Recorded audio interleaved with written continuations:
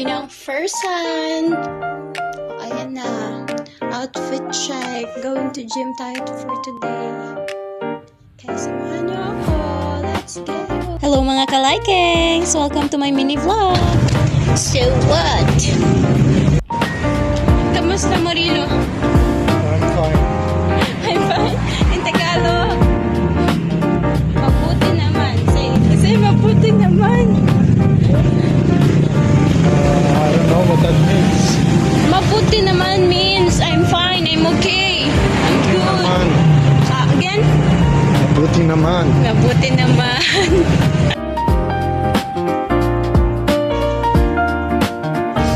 Gapakuno-kuno lang ang person. Pay sa tuod ka po doon daw. Diba la? Pack picture.